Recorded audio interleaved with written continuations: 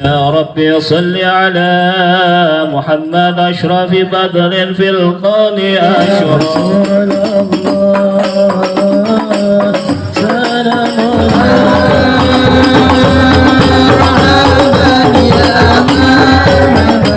adalah pekerjaan yang halal, maka orang tersebut justru yang paling mulia di hadapan Allah Subhanahu wa taala.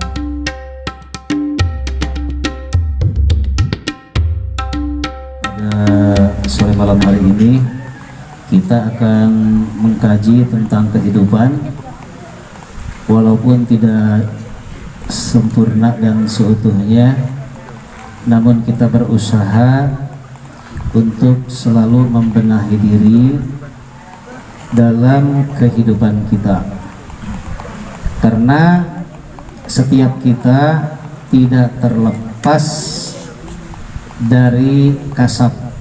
Apa itu kasab? Kasab itu adalah ikhtiar manusia, adalah usaha seseorang.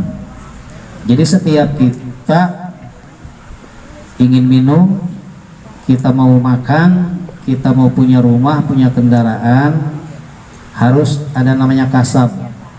Oleh karena itu, di antara kita ada yang seorang pedagang, ada yang seorang pejabat, ada seorang yang petani, jasa, dan lain sebagainya.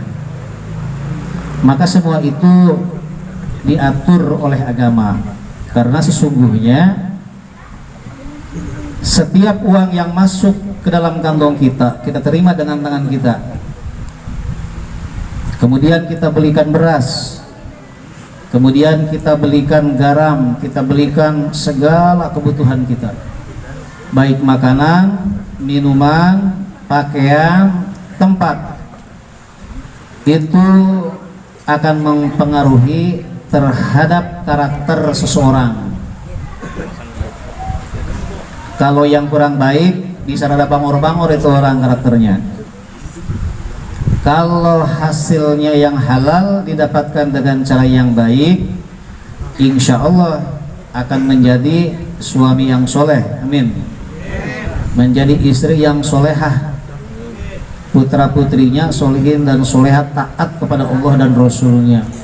Gampang diaturnya kalau kita mendapatkan rezeki yang diperoleh dengan cara yang baik, sesuai dengan anjuran perintah Allah dan Rasulnya. Itu oleh karena itu penting kita memperhatikan hal ini. Sekalipun ada di antara anda semua ini, ada yang masih sekolah, ada yang masih kuliah, belum kerja, tapi kan insya Allah nantinya yang sekolah bisa kuliah, yang udah kuliah nanti ada yang kerja, ada yang dagang dan lain sebagainya. Hal itu perlu dibekali sejak dini agar kita jangan salah memulai dan memilih cara. Jadi jangan cara dengan hawa nafsu, tapi harus cara-cara apakah ini sesuai sama aturan Allah dan Rasulnya apa tidak. Nah itulah aturan main dalam orang muslim.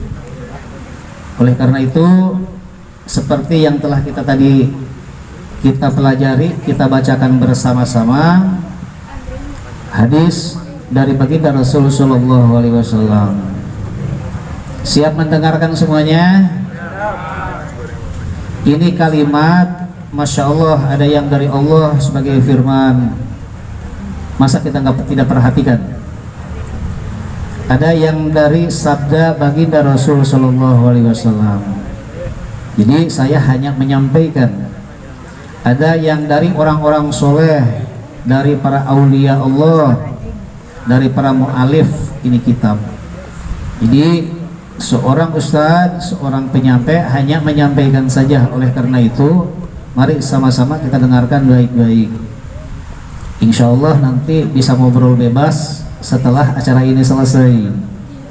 Jadi kalau acara ini belum selesai, nggak ada yang ngobrol.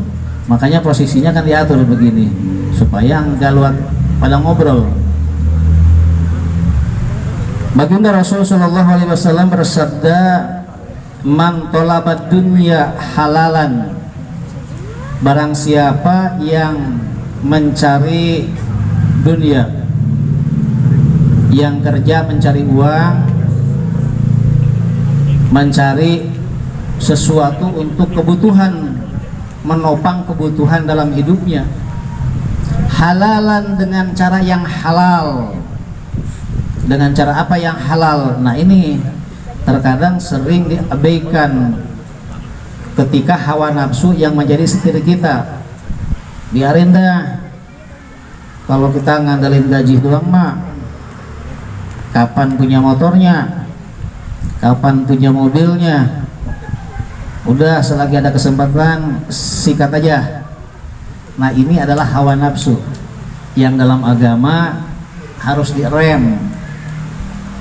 Bagaimanapun kita harus yang halal, karena ketika gaji kita yang halal dicampuri dengan sesuatu yang didapat dengan cara yang haram, maka yang halal itu akan campur menjadi ikut haram juga. Seperti itu. Oleh karena itu ketika dimakannya, ketika diminumnya akan mempengaruhi karakter seseorang. Hati-hati, uang kita masuk ke rumah kita, dimakan sama kita, dimakan sama istri yang udah punya istri, dimakan sama suami yang udah punya suami, dimakan oleh anak-anaknya. Padahal itu uang didapat dengan cara yang kurang halal, bahkan tidak halal. Nah, kalau orang yang mencari hartanya itu dengan cara yang tidak halal, dengan cara halal, kalau seseorang mencari uang dengan cara yang halal, kemudian istighfafan anil mas'alati, untuk menjaga kehormatannya dari minta-minta. Jadi harus ada niatan. Kita mencari harta, kita kerja, jaga toko ke, jualan di online ke, mau jadi buruh ke, ada niatan dalam hati kita itu supaya kita menjaga harga diri kita, menjaga kehormatan kita dari minta-minta. Jangan sampai kita kebutuhan untuk makan ngebebanin orang lain. Hari ini saya makan di Bang Kidoy, besok saya dari Bang Ibe, makannya terus muter aja seminggu, kenyang sih kenyang, begitu ya. Cuma permasalahannya, nah kita itu harus punya malu. Apalagi yang kita umpamanya minta-minta di pinggir jalan, mana kita pakai peci, pakai koko, tangannya begini terus ngecerek. Belum makan saya bu, udah 2 hari, apa aja udah pakai bohong segala. Orang yang seperti itu, kalau sesekali nggak apa-apa, kita pergi jarak jauh, sampai di perjalanan duit jatuh, hilang, nggak tahu kemana, padahal mas saya bawa untuk pulang pergi, ongkos, makan dan lain sebagainya, insya Allah cukup. Dari sini saya ke Semarang. Akan tetapi di perjalanan jatuh, itu duit hilang atau kecopetan, maka boleh kita minta tolong, minta boleh terang-terangan.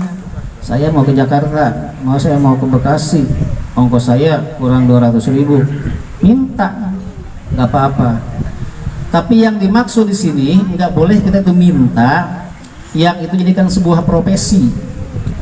Emang kerjaan minta mulu, nggak ada kerjaannya udah. Kerja ngejagain toko kek, kerja bangunan kek, bercocok tanam kek, kagak. Tapi emang profesi minta, enak kalau minta-minta. Sehari pas begitu di itu kantong 2 juta sehari, apa nggak ketagihan itu? Nah, orang yang seperti itu kelak di yaumil qiyamah, di hari penghitungan, akan mencabik-cabik mukanya karena malu kepada Allah Subhanahu wa taala, yang sangat malu sehingga kulitnya terkelupas, sehingga dagingnya terkelupas, sakit yang luar biasa. Kemudian Allah jadikan lagi dengan bentuk yang baik, kemudian dia langsung mencabik-cabik kembali dan terus mencabik sampai kesalahannya itu betul-betul impas. Jadi kita dalam hal yang seperti itu berlindung kepada Allah Subhanahu wa taala, kita kerja supaya kita terjaga kehormatan diri kita. Jangan sampai dicap kita tukang minta-minta. Merokok maluyan ya. Bungkusan orang sampai habis. Aja ngobrol. Ngobrol kan gak ketahuan dia. Tahu-tahu habis aja bungkus rokok punya teman. Besok begitu lagi, sesekali boleh, basa-basi boleh aja kan, basa-basi. Tapi kalau namanya basa-basi setiap hari, nebeng, nah itu dihindari. Kalau bisa kita bisa membagi. Wasa'yan an ahlihi, dan ia berusaha untuk memenuhi kebutuhan keluarganya. Jadi harus ada niatan ketika kita kerja yang halal. Yang pertama, kerjaannya harus halal. Yang kedua, harus menjaga dirinya dari minta-minta. Yang ketiga, dia harus ada niatan untuk mencukupi kebutuhan keluarganya. Perkara cukup atau enggak itu bukan urusan kita, itu adalah urusan Allah Subhanahu wa taala. Urusan kita adalah ikhtiar. Butuhnya saya 5 juta dalam minggu ini, penting banget 5 juta. Dari mana duit seperti itu? Gaji aja sebulan cuma 1.200.000, masih tangeh jauh. Tapi Allah enggak melihat itunya. Allah itu melihat kepada hambanya keseriusannya, kesungguhannya. Sekalipun pekerjaan itu hanya ngangkutin limbah yang sekilonya cuma 1.200, hanya 1.000, dihitung-hitung satu hari cuma dapat 20.000. Padahal kalau 1 minggu kali 20.000 cuma 7 kali 2 140, butuhnya 5 juta.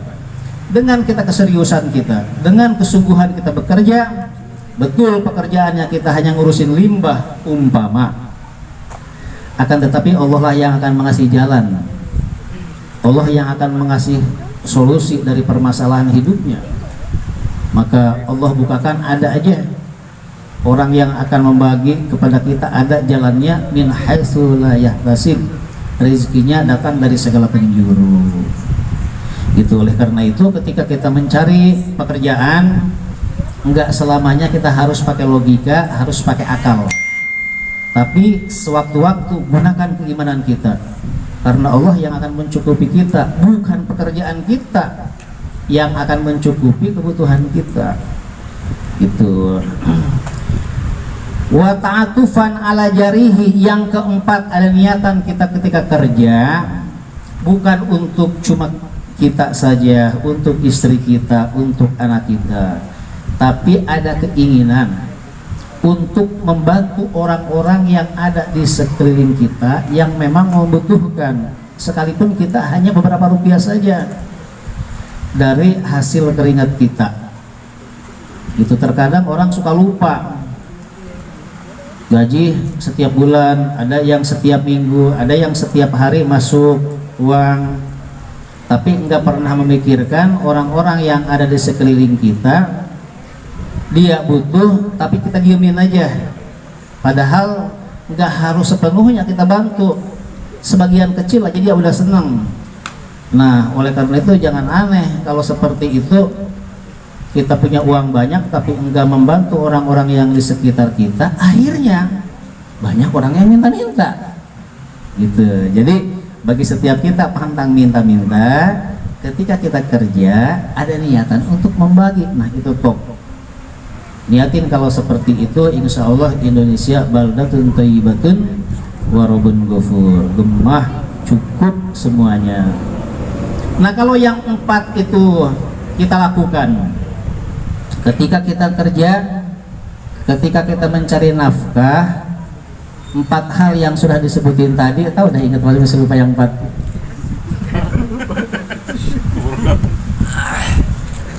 Maka kata baginda Rasul, ba'asahullahu yaumal qiyamah wa wajhuhu kal qamari. Kelak di yaumil kiamat dibangkitin dari kuburan masing-masing, sementara wajahnya bersinar-sinar seperti sinarnya apa? Lailatul Qadar, seperti bulan seperti bulan di bulan apa? Lailatul Qadar. Oh, Lailatul Qadar di bulan purnama, bukan Lailatul Qadar, Lailatul Qadar di bulan purnama. Jadi berseri-seri di yaumil kiamah. Mau melewatin jembatan Siratul Mustaqim, dijadikanlah itu adalah cahaya yang luar biasa. Karena di jembatan Siratul Mustaqim itu jalan jembatan yang membentang jauh ribuan tahun. Di sebelah kanan dia adalah api, di sebelah kiri dia api, di atasnya api, di bawahnya neraka api juga. Saking panasnya itu api sampai menghitam, saking hitamnya gelap begitu. Maka orang yang mencari nafkah selama hidup di dunianya untuk keluarganya, untuk anak-anaknya, ada niatan 4 hal tadi yang sudah disebutkan, semuanya terang benderang. Alhamdulillah. Nah sekarang sebaliknya, wa man talabad dunya halalan, barang siapa orang mencari pekerjaan, nyari uang, nyari jabatan, mau nyari kedudukan dan lain sebagainya, itu namanya dunia semua. Mau dagang kek, mau tani kek, dia udah niatannya halal nih. Pokoknya saya mah kalau bukan hak saya nggak mau udah ngambil, nggak mau ngambil saya. Kalau bukan saya mah nggak bakalan saya bawa masuk ke rumah saya. Tapi dia ada tujuannya, mukasiron. Apa itu mukasiron? Menumpuk-numpuk harta. Pokoknya saya mau kerja, anak saya ada 5, pokoknya harus motornya satu-satu semua. HP-nya HP iPhone yang terbaru, yang paling mahal-mahal. Jadi dia pengen numpuk-numpuk seperti itu. Pokoknya saya harus tahun ini kebeli rumah, besok pokoknya saya kebeli mobil 4 tahun besokannya. Yang seperti itu. Sekalipun caranya dengan cara yang halal. Mufahiron, yang keduanya dia untuk menyombongkan diri. Itu kemarin lagi miskin tuh banyak banget, yang namanya menghina gua banyak banget, lagi miskin. Nih sekarang gua udah kerja nih, pokoknya tiap bulan gua beli HP, tiap bulan juga beli tanah semeter. Pokoknya lama-lama ini kampung ini gua beli. Jadi dia memang sombong, niatnya sombong. Mukasiron, ya, mufakiron, niatnya sombong. Muraiyan, yang ketiganya dia ria, ingin dilihat orang. Wah, sekarang dia hebat ya, sekarang cakep dia deh, macam-macam supaya orang hormat sama dia, supaya orang takut sama dia. Pokoknya dia pengen pandangan oleh manusia. Kalau niatnya 3 hal tadi, yang pertama dia niatnya ingin numpuk-numpuk harta, yang kedua ingin menyombongkan dirinya setelah dia segalanya punya, kemudian pengen dilihat oleh orang lain bahwa saya adalah orang hebat. Kalau itu niatan kerjaan kita, laqiyallahu ta'ala, kelak di yaumil qiyamah nanti ayah akan berjumpa dengan Allah subhanahu wa ta'ala, wa huwa alaihi ghadbanun, sementara Allah subhanahu wa ta'ala dalam keadaan benci, dalam keadaan marah, sampai dia itu ketakutan. Saking takutnya mau pergi kemana, semuanya adalah milik Allah. Enggak ada yang namanya milik Barullah, milik Pak Camat. Di hari kiamat enggak ada tanah yang milik selain Allah, enggak ada. Oleh karena itu, mari kita yang sudah kerja maupun yang belum kerja, Mari sama-sama niat yang sudah disebutkan tadi oleh baginda Rasul hendaknya kita indahkan, karena sebuah harapan kita, uang yang masuk, harta yang masuk ke dalam rumah kita supaya betul-betul mempengaruhi karakter keluarga kita yang lebih baik, semakin dekat dengan Tuhannya, semakin cinta kepada Rasulnya, bertambah keimanannya, bertambah ketakwaannya kepada Allah Subhanahu wa Ta'ala. Itu yang terbaik. Tapi kalau yang selain tadi, nah itu kita hindari, karena nggak ada untungnya. Kita banyak hartanya, kita banyak mobilnya, kita banyak motornya, HP-nya cakep-cakep, cuma dapat pujian daripada teman, daripada tetangga, kagak ada untungnya, nggak ada untungnya. Diajarkan oleh baginda Nabi jangan seperti itu. Makanya di dalam surat At-Takasur, alhaakumut takasur, emang sifat manusia itu, bahwa manusia itu senang bermegah-megahan, mengumpulkan harta yang sebanyak-banyaknya, tapi enggak ada ujungnya. Hatta zurtumul maqabir, sampai mereka itu masuk ke liang kubur. Kalau udah nyampe ke dalam kubur, masih koleksi mobil aja, masih koleksi HP saja, itu orang kebangetan. Udah masuk ke dalam kubur, udah dimasukin, dimakamin, masih pengen numpuk-numpuk harta aja, itu kebangetan. Selanjutnya, kalau udah ini bilang-bilang ya, kalau waktunya udah habis. Qala hadatsana ba'du ashabina anna Daud dan Nabi shalawatullahi taala alaihi wasallam, bahwa sesungguhnya Nabi Allah Daud alaihi salam kana yahruju, suatu hari dia pernah keluar dari rumahnya, mutanakiran, dia itu menyamar, bukan Nabi Daud lagi yang mereka kenal oleh orang banyak. Mungkin kalau kemarin pakai gamis, pakai jubah, pakai udeng-udeng, sekarang itu pakai compang-camping pakaiannya, sehingga udah enggak dikenali lagi oleh orang-orang kampungnya, oleh orang-orang negerinya. Payas'alu an siratihi man yarahu min ahli mamlakatih, maka ia bertanya Nabiullah Daud alaihissalam tentang perilaku Nabi Daud di hadapan para rakyatnya, para penduduk negerinya. Asal datang ketemu tukang bakso, Mas, menurut kamu Nabi Daud itu dia orang baik apa bukan? Wah, orang baik, dia Nabi, hebat. Padahal yang bertanya Nabi Daud sendiri, nyamar. Tukang bakso sebetulnya kenal sama Nabi Daud sebelumnya, tapi saat ini karena nyamar jadi nggak ngenalin lagi. Pergi lagi ke tukang somai, pergi lagi ke tukang material kalau istilah sekarang. Akhirnya semua memujinya kepada Nabiullah Daud, sesuatu yang luar biasa hari demi harinya. Fatwaradulahu Jibril alaihi salam ala surati Adam, maka suatu saat, suatu hari malaikat Jibril menghampiri Nabiullah Daud alaihi salam. Faqala lahu Daud alaihi salam, ya fata ma taqulu fi Daud. Jadi malaikat Jibril menyerupai anak muda yang ganteng. Akhirnya Nabi Daud, assalamualaikum wahai anak muda, menurutmu bagaimana tentang itu Daud, tentang kehidupannya? Maka malaikat yang menyerupai anak muda itu menjawabnya, na'am, al-abdu wa ghairu ana fihi haslah qala wa mahiyya. Kata malaikat itu, jangan diragukan lagi dah, nama Nabi Daud itu keren sekali, masalah bermasyarakatnya, bersosialnya, ibadahnya luar biasa.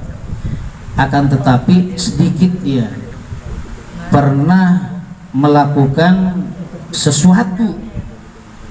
Kata Nabi Daud, wa mahiyya, itu yang cuma sekali itu apa anak muda? Keburukan yang dimaksud. Qala ya'kulu min baiti malil muslimin. Daud itu suatu saat pernah makan yaitu harta dari Baitul Muslimin. Jadi di zaman dahulu itu dari orang-orang kaya dikumpulin duit, tarikin tuh sama tokoh-tokoh agama, dari para pejabat, dari para cendekiawan dan lain sebagainya, udah terkumpul semuanya tuh sama panitia, bagi-bagiin dah sama fakir miskin, sama anak yatim, sama orang-orang yang butuhin deh, dibagi-bagiin. Yang namanya panitia tukang ngumpulin begitu kan ya, ngambil dah dari situ. Sekelas Nabi Allah Daud alaihi salam, yang kelasnya adalah Nabi, ngambil sedikit, kata malaikat Jibril dihukumi salah. Tapi kalau kita bukan berarti seperti itu. Kita itu ngumpulin dari Karang Taruna, kita dari RT ngumpulin duit, dari masyarakat buat apa? Buat acara maulid, buat apa? Buat acara bagi-bagi kepada kaum duafa. Akhirnya sebagai panitia tuh, waduh belum ngopi nih, duit kagak bawa. Sekedarnya boleh buat bensinnya, sekedarnya boleh buat makannya, buat kebutuhannya, sehingga dia bisa bekerja dengan maksimal. Yang kagak boleh kita jadi panitia ngambil pakai nafsu, galak banget. Orang baru dapetin 10 juta ngambil 3 juta, kalapahan bakal beli rokok. Nah itu namanya berlebihan, kagak boleh. Nabi Daud sedikit saja ngambilnya, maka menurut malaikat dihukumi itu enggak boleh sekelasnya Nabi. Akhirnya Nabi Allah Daud apa yang dilakukan? Wa ma fil ibadi ahabu ilallahi min abdin ya'kulu min kadidin. Kata malaikat itu, wahai fulan, itu kan ya, sebenarnya tuh jangan seperti kayak Daud, karena setiap orang, setiap hamba, tidak ada yang lebih dicintai oleh Allah Subhanahu wa ta'ala daripada orang yang makan dari jerih payahnya sendiri, dari keringatnya sendiri. Tidak ada yang lebih dicintai oleh Allah Subhanahu wa ta'ala selain orang yang mencari mata kehidupannya, mata pencahariannya dari hasil keringatnya sendiri. Sekalipun jangan pernah kita yang namanya gengsi ketika kita melamar jadi artis kagak dapat, emang bukannya pas-pasan. Ketika kita mau jadi pelawak kagak diterima, padahal gajinya gede. Jadi pembisnis kagak jadi, emang karena modalnya gede, jadi kagak jadi. Jangan pernah kita pesimis, jangan pernah kita gengsi ketika kita menjadi pengepul, ngumpul-ngumpulin gelas aqua, ngumpul-ngumpulin apalagi besi, dikumpul-kumpulin, akhirnya dikiloin, tepung masukin ke karung. Jangan kita merasa hina, karena justru itu walaupun menurut manusia itu enggak ada apa-apanya, tapi karena itu adalah pekerjaan yang halal, maka orang tersebut justru yang paling mulia di hadapan Allah Subhanahu wa ta'ala.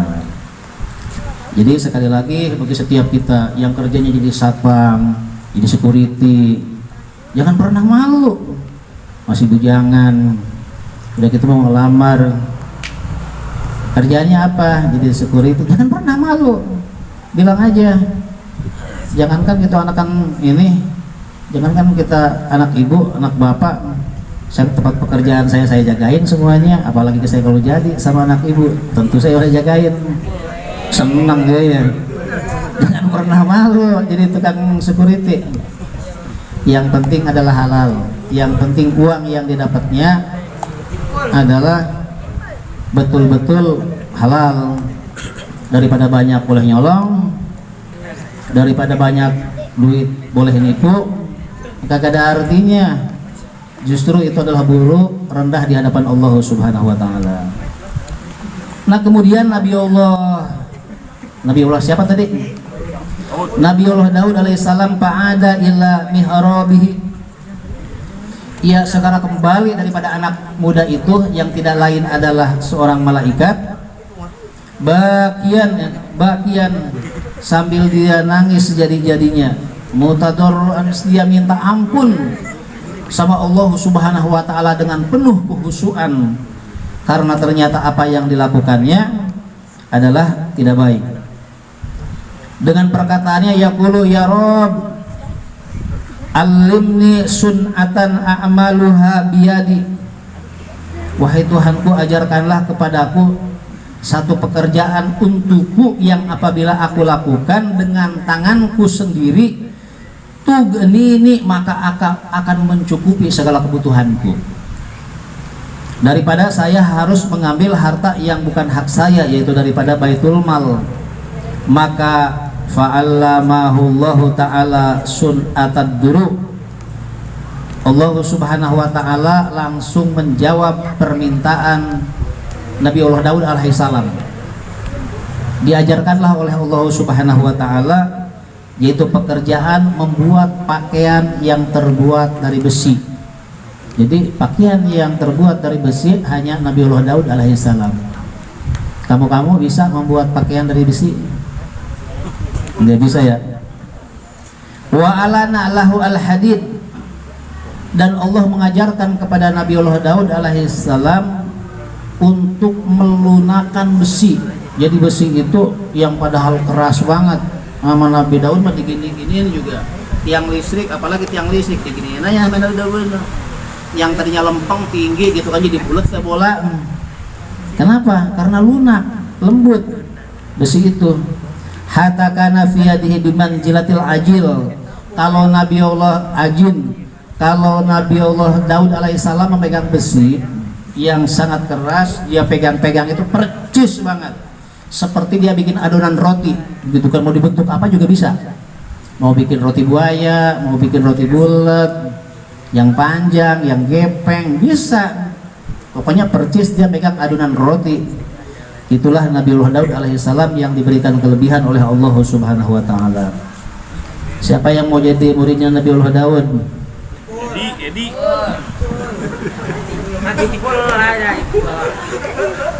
Wa kana idza tafarraqa minal qada'i wa hawaji ahlihi dira'an faba'aha, maka Nabiullah Daud ini apabila dia sudah selesai daripada tugasnya.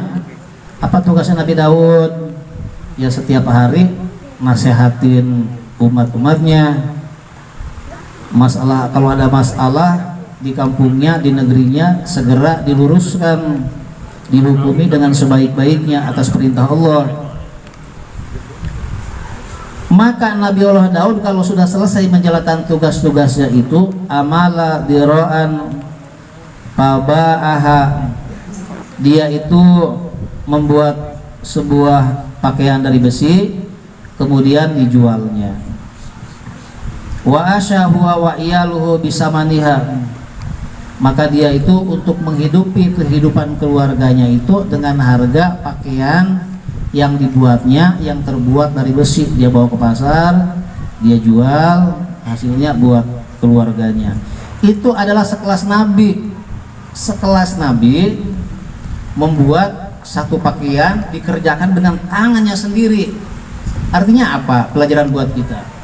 Pelajaran kita, jangan pernah malu ketika kita punya aktivitas, kita punya pekerjaan, apapun pekerjaannya itu, sekecil apapun gajinya itu, jangan pernah kita malu kepada orang tua kita, jangan pernah kita malu kepada mertua kita, jangan pernah malu kita kepada keluarga kita. Kalau memang itu pekerjaan kita hasilnya halal dengan cara yang halal, kenapa harus malu? Nabiullah Daud alaihissalam telah mencontohkan kepada kita semuanya. Oleh karena itu, sekali lagi, hilangin yang namanya gengsi, hilangin yang namanya gengsi. Jangan sampai pengennya gajinya gede, pengennya duduk di kursi pakai AC pekerjaannya, tapi nungguin lama banget, kagak dipanggil-panggil, makan tiap hari butuh. Terus siapa yang mencukupi kebutuhan buat makannya, buat beli pulsanya? Kalau dia sakit, siapa yang obatin? Padahal kemarin udah ditawarin, bang, nggak usah nungguin yang itu dah, mendingan yang ada aja. Emang ngapain? Macul itu bantuin saya nanam pisang sama singkong. Mau kagak gue gengsi gitu mah, masa gue belok-belokan? Sekolah gue udah S1 SMA loh sekolahnya, jangan pernah kita malu. Kerjain aja dulu, ntar ada panggilan baru kita kerja, datang panggil udah jadiin karyawan baru kita kerja. Singkong kita tinggalin dah, jangan sampai gitu kan ya, kerja di AC, di ruangan AC kagak, gaji gede kagak, macul buat nanam singkong kagak, yang padahal itu makan-makan mah dapat.